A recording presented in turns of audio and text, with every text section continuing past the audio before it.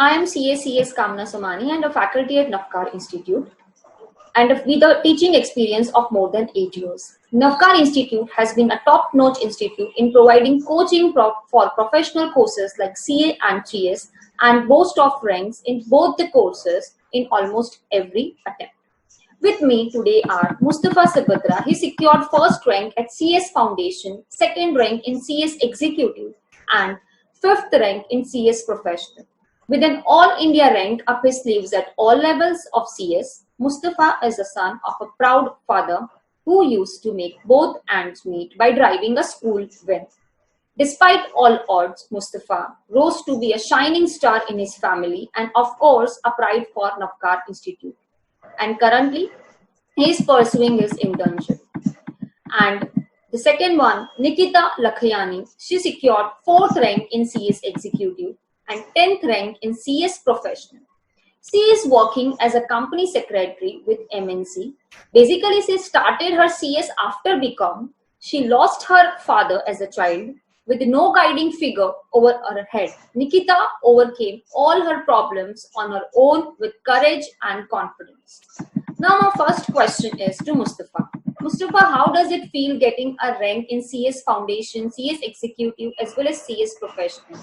Does it make a difference कि आपको rank मिला है तो उससे क्या difference लगता है आपको? Good afternoon, ma'am. Good afternoon. Ma'am, it is like one dream come true. I never thought of getting rank at the first level, that is foundation, but somehow the dedication, passion, and confidence and helpful atmosphere at that level helped me to achieve the rank. That's to first rank. However, for executive and professional, I aim for the rank. अगर बात करें for getting rank and having difference, तो ma'am I don't think that there is any difference of a student pass with the rank and not pass with the rank. दोनों एक ही class में बैठते हैं और बट टू बी रैंक के लिए जाना चाहिए. ओके, आपको ऐसा लगता है कि रैंक से थोड़ा डिफरेंस होता है after getting ranks after passing final exams, right? Yes, हाँ. Before passing final exam there is nothing. Okay. And Nikita, what was your study strategy? When did you start preparing for examinations? Good afternoon, ma'am. If I talk about my strategy, then it is all because of hard work and concentration. This both factors plays very important role. Nothing is impossible if you work hard, if you give your 100% effort. And second one, that is concentration.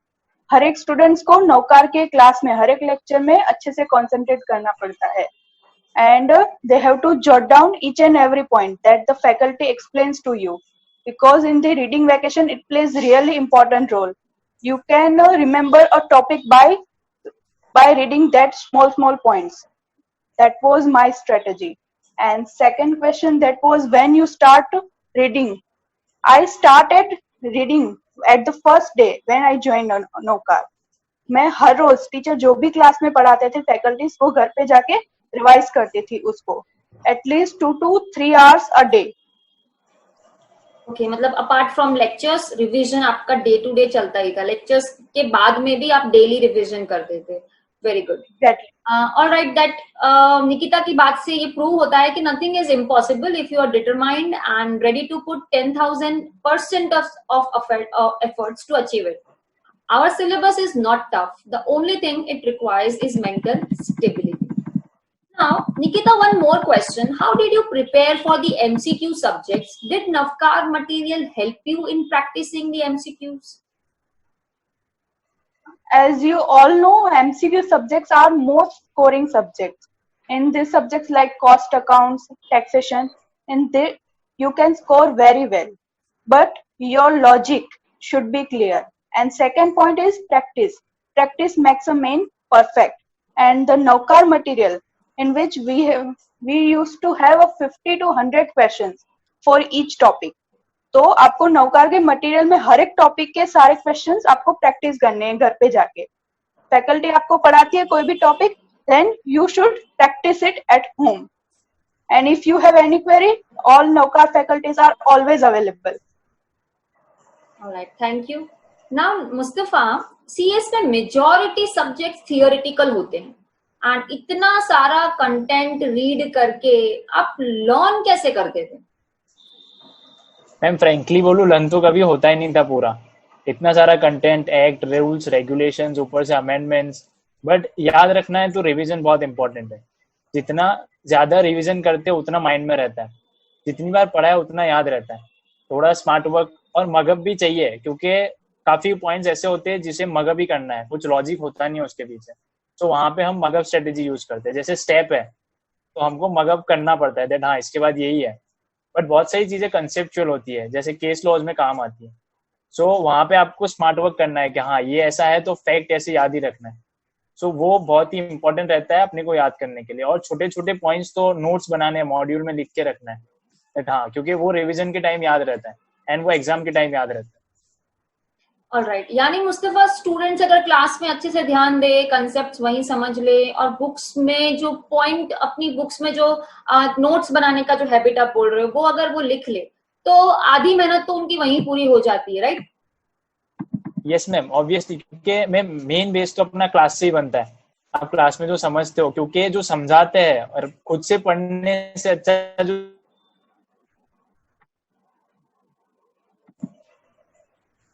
Yes obviously, क्योंकि ma'am main base तो अपना class से ही बनता है। वहाँ जो समझाते हैं, प्रेजेंट करते हैं अपन को, जो प्रेजेंटेशंस दिखाते हैं, छोटे छोटे पॉइंट्स वो हम मॉड्यूल्स में लिखते हैं, नोट्स बनाते हैं बुक्स में, वो रिवाइजिंग के टाइम बहुत काम लगता है। सो क्लास में प्रेजेंट रहना और मेंटली प्रेजेंट रहना बहुत जरूरी है। Alright, alright Nikita, now my next question is to you. Navkar में आपका कोर्स कब कंप्लीट हुआ and how much time did you get for self study? Our course got completed, I think, 2 months before exam.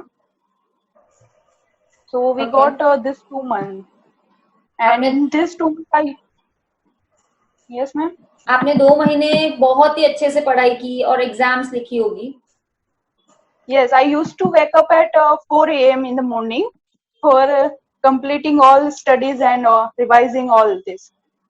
Alright, वो तो हमें भी नहीं पता कि आपने इतनी मेहनत की है 4 बजे सुबह उठ के। वाओ, इतना आजकल के बच्चों से उठा नहीं जाता है ना सुबह, तो it is a like difference कि आज अगर कुछ आपको अचीव।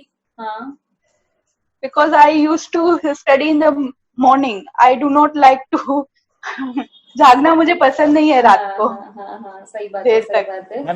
मैं 4 बजे सोता था। अच्छा, तू रात को पढ़ता था? Yes, अच्छा। yes, हाँ, बट हाँ, किसी की हैबिट होती है अर्ली मॉर्निंग करने की, किसी की हैबिट होती है रात को आपको ज्यादा स्टडी करने का मूड आता है। सो इट डिपेंड्स कि आप आपका खुद का टाइम टेबल कैसे सेट करते हो। आप कभी कंपेयर नहीं कर सकते कि लाइक मुस्तफा अगर रात को पढ़ता है तो मुझे भी रात को ही पढ़ना चाहिए, ऐसा नहीं होता है। सब अपने हिसाब से होता है कि आप अगर अर्ली मॉर्निंग उठ सकते हो तो ट्राई फॉर अर्ली मॉर्निंग, अगर आप नाइट को आप लोग पढ़ सकते हो तो try for late night. But एक ही चीज है, जितनी देर पढ़ो उतनी देर आपको कंसंट्रेशन से पढ़ना है, जैसे निकिता ने बोला था। ऑलराइट, तो निकिता आपकी बात से हमें ये लग रहा है कि ऐसा एक थॉट है कि मेहनत आपको इतनी खामोशी से करनी चाहिए ना कि आपकी जो कामयाबी है वो शोर मचा दे, राइट? नेक्स्ट मुस्तफा, अब क्वेश्चन जो आ रहा है वो थोड़ा सा आपको अच्छे से मतलब मैं पूछना चाहूंगी कि फैकल्टीज का आपको कितना सपोर्ट रहा आपकी इस अचीवमेंट में? अच्छा मैम, फैकल्टीज, जब मैं फाउंडेशन ज्वाइन किया तब इतना इंटरेक्शन नहीं था फैकल्टीज के साथ, क्योंकि मैं ही नहीं जाता था, मैं लास्ट बेंचर था, पीछे बैठता। But when I got rank in foundation, so faculties also give interest in me that yes हाँ ये पढ़ता है, then they try to interact with me. मैं भी जाता था faculties, then executive and professional में I was like they are like my family members. मैं कभी भी उनको कॉल कर सकता था, कभी भी message, even Hitesh sir give me number that कोई भी प्रॉब्लम हो तो मुझे बताना, directly I have a contact with Hitesh sir. So faculties supported almost, I can say, even in foundation. I went for account solving doubts to Sujal sir. तब foundation में थोड़ा इतना इंटरेक्शन नहीं था, but executive and professional I have so much interaction with faculties that कुछ भी हो, CS का कुछ भी हो तो आई गो टू निव्या मैम या फिर आपके पास आते थे। एंड मेंटर्स थे निहार sir. Niha sir has given me an authority that you have to set your exams for whole of the class. I have to go to that exam holding authority to give them that हाँ ये exams चाहिए हमको. So they give supports at every level, that foundation हो या फिर executive या फिर professional. Even Smith sir was there for taxation, Mollin sir was there for FM. There are lots of support from them. अच्छा, मतलब आपको मुझे भी याद है जब मैं आपको पढ़ाने आई थी क्लास में, आप लास्ट बेंच पे बैठे थे और मैंने आपको बोला था कि why you sit on the last bench, पर आपने बोला था मैम मुझे यही कंफर्टेबल लगता है. तो मेरा कहना ऐसा ही है कि फर्स्ट बेंच पे बैठो या लास्ट बेंच पे, अगर आप क्लास में ध्यान दे रहे हो ना, तो ऐसा कुछ नहीं होता है कि लास्ट बेंचर कभी फर्स्ट नहीं आ सकते और फर्स्ट बेंचर हमेशा फर्स्ट ही आते हैं, ऐसा कुछ भी नहीं होता. Yes. Right. Yes ma'am, exactly. Exactly. Now first मेरे को अब लेवल वाइज डिस्कशन करना है सब्जेक्ट्स का. First let us talk about CS executive. Nikita, हमें ये बताइए कि how to fetch good marks in EBCL, जिसको आप लोग ईसीएल बुलाते थे, as you scored 69 marks out of 100, and also in SEBI, जो आपके टाइम पे कैपिटल मार्केट्स बोलते थे आप लोग, in which you secured you scored 71 marks out of 100. मतलब आपने किस तरीके से प्रिपरेशन किया, and also please guide for company law as well. Means I'm asking you for 3 subjects guidance. Ma'am, I recall those days when Nivya ma'am used to get all lectures of ECL. She advised that कि हमको module refer करना है, because module covers each and every point. So I referred module.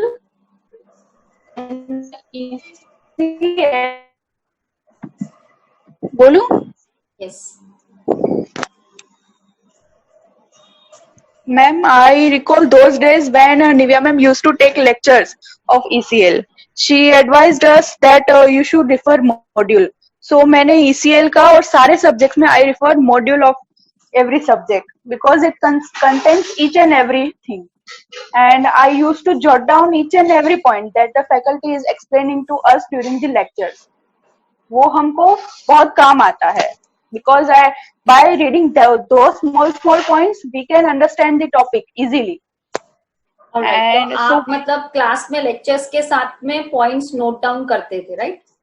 That some faculties they used to give some examples, or I used to write that examples in the module itself. So if, after some time I read that module, then I recollect that ma'am has said this. सही बात है.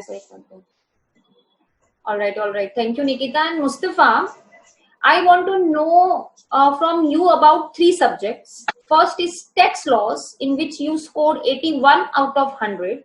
Second is JIGL, in which you scored 79 out of 100, जिसको आप लोग industrial and labour and general laws बुलाते थे. And also costing, उसमें आपके 92 आउट ऑफ 100 आपने स्कोर किया था. मतलब आपने कैसे प्रिपरेशन किया था? मैम, टैक्सेशन बोलो तो it is the one of subject that I like most, and that time tax is all new for me and all new for us. So we have started from scratch. पहले से एकदम ध्यान दिया था and like direct tax पढ़ना है ऐसा एक दिमाग में था. बट हाँ, टैक्सेशन एक इम्पोर्टेंट पॉइंट है अपनी इकोनॉमी का, तो समझना था.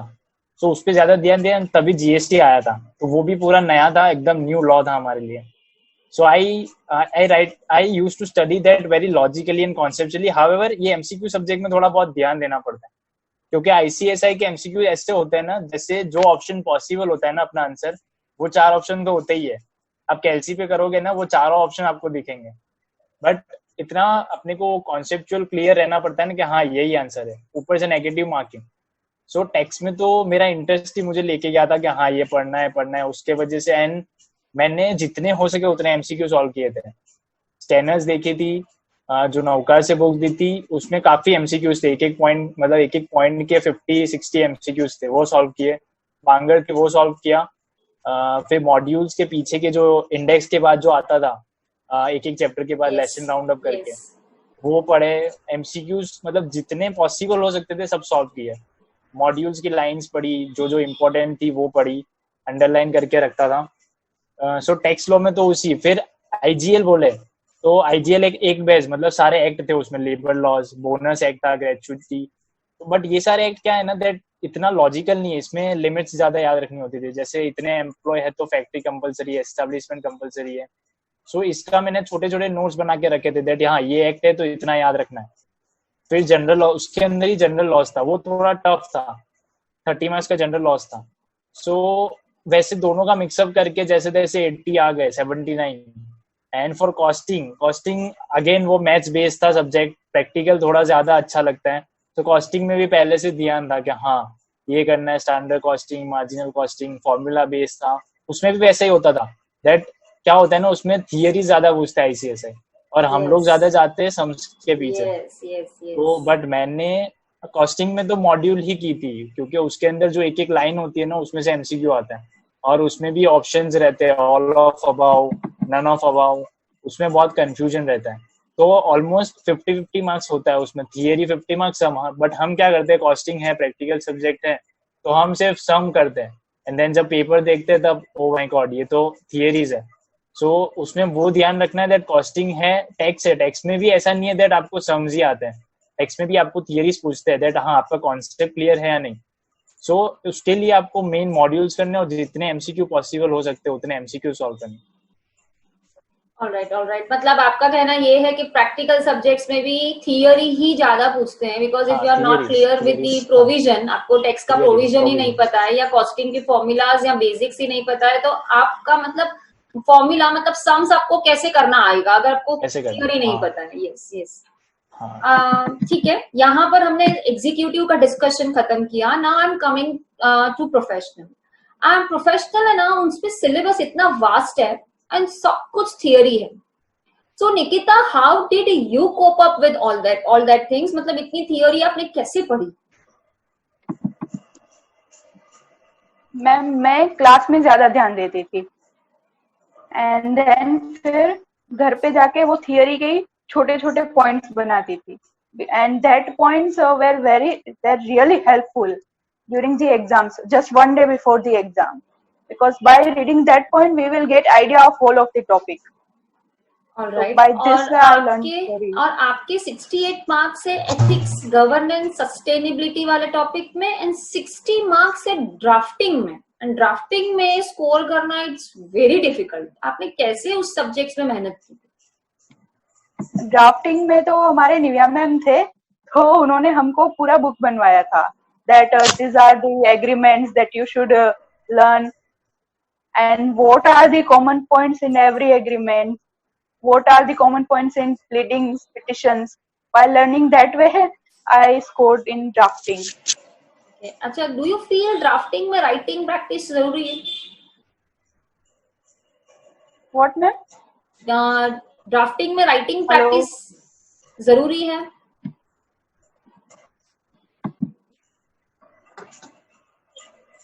यस निकिता।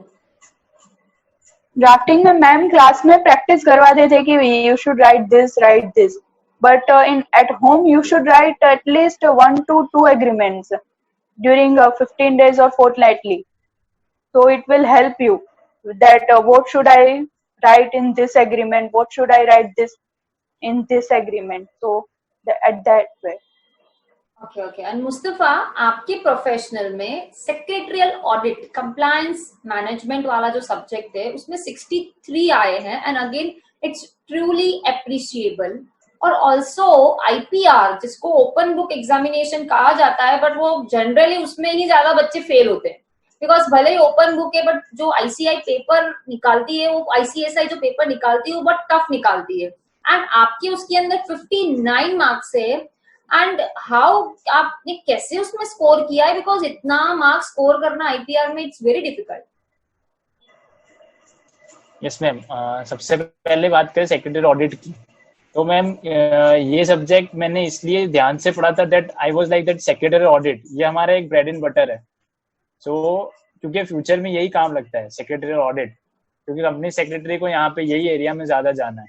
ऊपर से कंप्लायंस मैनेजमेंट वो भी एक हमारा फोर्टे है। सो आई पहले से ये सब्जेक्ट में ज्यादा मतलब कंसंट्रेशन रखा था, एंड इसका बेस पूरा कंपनी लॉ पे था, company law and other general laws. So executive का बेस बहुत ही हेल्पफुल रहा था। एंड IPR हमको निव्या मैडम ने लिया था, एंड उन्होंने एडवाइस किया था दैट जब हमको सिलेक्ट करना होता है ओपन बुक, तो आई वाज लाइक कि हाँ सिक्योरिटी लॉज में जाऊं मैं। बट फिर उन्होंने एडवाइस किया कि नहीं, यू ऑलरेडी मतलब एक बार पूरा पढ़ा हुआ ECL के अंदर अपना IPR, एंड अब जो IPR आएगा ओपन बुक आएगा एंड थोड़ा इन डेप्थ पूछते हैं। तो मैम ने बोला अगर दूसरी बार पढ़ोगे तो आपको ईजी रहेगा पेपर, और अमेंडमेंट्स भी ठीक है आते हैं इसमें, बट ज्यादा नहीं आते। वो सब एडवाइस किया था मैम ने दैट यस आप IPR लो। देन उन्होंने स्ट्रेटेजी बताई थी दैट हाँ कैसे लिखना है, क्या कैसे इंडेक्स रिफर करना है, पूरा इंडेक्स बना के दिया था हमको। सो हमने इंडेक्स बना के रखा था कि अगर पेटेंट का क्वेश्चन आता है तो हम फटाक से यहाँ पे आ जाएंगे, या ट्रेडमार्क का है तो यहाँ पे चले जाएंगे। So they guide us for open book that how, और हमने एग्जाम्स भी दी थी नौका में ओपन बुक, जो होती नहीं है अमूमन, दैट यहाँ ओपन बुक है क्या एग्जाम देना। सो हमने यहाँ पे भी 3-4 पेपर लिखे थे ओपन बुक पे। सो वो हेल्पफुल रहा था हमें। ऑलराइट। और corporate restructuring, valuation and insolvency में भी आपके 59 मार्क्स आए हैं। अगेन मैम उसको भी मैंने 3 पार्ट में, जैसे मॉड्यूल में डिवाइडेड था 3 पॉइंट, कॉर्पोरेट रिस्ट्रक्चरिंग, फिर वैल्यूएशन एंड इंसॉल्वेंसी। तो फॉर रिस्ट्रक्चरिंग मुझे बहुत मतलब कीन रहता था दैट अमालगमेशन, मर्जर, ये सब क्या रहता है। सो ये सब्जेक्ट भी मतलब मैंने फॉर इंटरेस्ट ज्यादा पढ़ा था दैट हाँ मुझे पढ़ना है। और ये सब्जेक्ट शायद हमको फैनिल सर ने लिया था। सो उन्होंने तो क्या वो चार्ट वार्ट समझाया था, एकदम मतलब दिमाग में बैठ गया था दैट हाँ ये ऐसा है। देन फॉर IBC इंसॉल्वेंसी एकदम नया था, IBC 2016। सो वो भी नया था, तो पढ़ने में ऐसा लगा कि हाँ चलो पढ़ते हैं अच्छे से। एंड वैल्यूएशन अगेन अकाउंटिंग और मैथमेटिक्स बेस्ड था, तो वहां पे तो इंटरेस्ट था। सो इसके लिए ये हेल्पफुल रहा मार्क्स ज्यादा अच्छे लाने के लिए। ऑलराइट, हाँ तो हमने अभी CS एग्जीक्यूटिव और प्रोफेशनल की सब्जेक्ट वाइज गाइडेंस ली है इन लोगों से। बट निकिता, ये सब तो सब पढ़ लिया है, बट जब तक आप एग्जाम्स नहीं देते हो तब तक कॉन्फिडेंस नहीं आता है। तो नवकार की टेस्ट सिस्टम के बारे में तुम्हारा क्या कहना है कि नवकार का जो टेस्ट सिस्टम है, आपको लगता है कि यहाँ टेस्ट की वजह से भी मेरे को बहुत मदद मिली है, अदरवाइज मैं ये एग्जाम में रैंक नहीं ला पाती? Yes ma'am, exactly. जब मैं नौकार में थी तो वीक में 2-3 टेस्ट तो होती ही थी, तो मैं वो सारी टेस्ट देती थी। एंड ये टेस्ट के जरिए हम लोग ज्यादा पढ़ पाते कि चलो कल टेस्ट है तो हमको पढ़ना है, ये कल टेस्ट है तो हमको टेस्ट में ये चैप्टर का टेस्ट है, ये पूरा चैप्टर रिवाइज करना है एक बार और। तो उस टेस्ट की वजह से ज्यादा रिवाइज हो जाता है, ज्यादा कंप्लीट हो जाता है सिलेबस। आई रिमेम्बर मेरा एटलीस्ट 60% सिलेबस ये टेस्ट की वजह से पूरा कंप्लीट हो गया था, रीडिंग वैकेशन के पहले ही। Okay, great. मतलब टेस्ट नहीं होती तो बर्डन नहीं आता है और टेंशन नहीं आता है ना, टेस्ट की वजह से आप पढ़ लेते हो, वरना आप पढ़ते नहीं। मुझे याद है जब मैं नौकार में थी हम लोग का वीक में 2 बार टेस्ट होता था। We used to have 2 test in a week, तो उसमें बहुत सारा सिलेबस कवर हो जाता था, तो वो हमको फिर एग्जाम में आगे बहुत हेल्प करता है। रीडिंग वैकेशन में मेरा मतलब 60% तक सिलेबस ये टेस्ट के थ्रू ही खत्म हुआ था, तो रीडिंग वैकेशन में वो बर्डन कम होता है और रिवीजन के लिए ज्यादा टाइम मिलता है।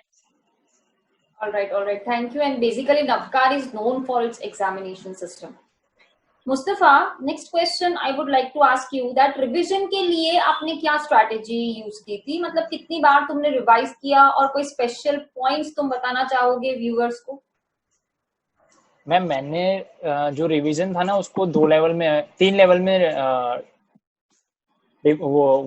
लेवल में मैंने किया था। जैसे फर्स्ट लेवल तो जो क्लास में हो रहा था वही जो क्लास में हो रहा था, मैं बसेस में पढ़ता था। मुझे याद है मेरा 1.5 आवर का वे रहता था फ्रॉम नौका to home, so I used to study in bus and complete. Then घर पे जाके जो बच जाता था वो 1 आवर 1.5 आवर कर लेता था। देन सेकंड जो मैम ने भी बोला दैट यस जो एग्जाम सिस्टम रहता था कि ये एक वीक में 2 एग्जाम, तो उसके लिए भी हमको पढ़ना पड़ता था दैट हाँ एग्जाम दे देंगे। और वो एग्जाम देते थे ना तो हमको एक फेयर आइडिया रहता था दैट हम आंसर कैसे लिखते हैं, और एक बार आंसर लिखा होता है ना तो वो हमारे माइंड में रहता है दैट हाँ हमने एक बार लिखा हुआ है, ऐसा एकदम ब्लैंक नहीं रहते एग्जाम के टाइम पे। सो एग्जाम्स के पहले एक रिवीजन होता था, एक क्लास के बाद रिवीजन होता था, और लास्ट वाला जो रिवीजन था वो सेल्फ स्टडी वाला रिवीजन। सेल्फ स्टडी को मैंने डिवाइड किया था दैट हाँ 7 दिन में पूरी एक मॉड्यूल एक बार, देन 3 दिन में एक मॉड्यूल एक बार, सारे सब्जेक्ट 7 सब्जेक्ट या 8 सब्जेक्ट जो रहते थे, एंड लास्ट में एक दिन में पूरा एक मॉड्यूल, क्योंकि हमको बेसिकली एग्जाम्स के पहले एक ही दिन मिलता है और वो भी हाफ डे, क्योंकि हाफ डे एग्जाम देकर आओ, अभी तो ये दिन का खत्म फिर नेक्स्ट डे का। सो मैंने खुद को ऐसे मतलब हाँ कि दैट एक दिन में पूरा जितना पॉसिबल है उतना हो सके, सो ऐसे डिवाइड किया था that 7 days 3 days and 1 day। Okay, मतलब एक कोट आपके ऊपर बहुत सूट होता है कि बोलकर नहीं बल्कि करके दिखाओ, क्योंकि लोग सुनने वाले को नहीं बल्कि करके दिखाने वाले को ज्यादा मानते हैं, राइट? ऑलराइट, निकिता, आपका क्या स्ट्रैटेजी था? आप एग्जामिनेशन डेज में कैसे पढ़ते थे? क्योंकि आपके यहाँ पर तो आई गेस ICSI में तो हमको लीव भी नहीं मिलती है कि 2 एग्जाम के बीच में एक लीव हो, आपको बैक टू बैक एग्जाम्स होती है, तो आप कैसे उस प्रेशर पे कैसे आप डील करते थे? मैम, हमको जो सेल्फ स्टडी का टाइम मिलता था उसमें हमको आइडिया आ जाता था कि हम कौन से पॉइंट पे हम वीक हैं, कौन सा पॉइंट हमको एग्जाम के एक दिन पहले पढ़ के जाना पड़ेगा, तो वो हम लोग पहले पढ़ते हैं। देन फिर जो टाइम बचा वो इजी टॉपिक्स के लिए, एंड वो इजी टॉपिक्स के लिए पूरी मॉड्यूल रिपेयर करने का तो टाइम ही नहीं होता है, तो जो स्मॉल स्मॉल नोट्स बनाई होती है तो उसमें पढ़ते हैं तो इजी लगता है, पूरा का पूरा टॉपिक उस स्मॉल नोट्स में कवर हो जाता है। Alright, thank you. बस यही सब जो थॉट्स थे जो रैंकर्स के, उससे एक और कोट मैं बता सकती हूँ कि जो प्रोफेशनल एग्जाम है ना, it is both mental and physical exercise. मतलब आपको दोनों चीजें चाहिए, मेंटली भी आपको फिट रहना है और फिजिकली भी आपको फिट रहना है। So thank you both of you, and with this we conclude our talk show, and I'm sure the amazing pearls of wisdom given by our rankers will enlighten you and pave the path towards your own rank. And always remember, always prepare for a rank, because it is rightly said, aim for the moon, even if you will miss, you will land among the stars. Thank you, Mustafa, and thank you, Nikita, for your insightful thoughts and the journey that you have shared. We are sure that the students will get a lot of help from this interview. Thank you, all of you. Stay home, stay safe, and goodbye. Good luck. Thank you so much, ma'am. Thank you, ma'am. If you like this video, share it with your friends. Subscribe to our YouTube channel to watch more such videos and learn from our expert faculty members. Press the bell icon to get regular notifications whenever we upload a new video. Download NDI mobile app to get complete CA course online. We value your support. Thank you for watching.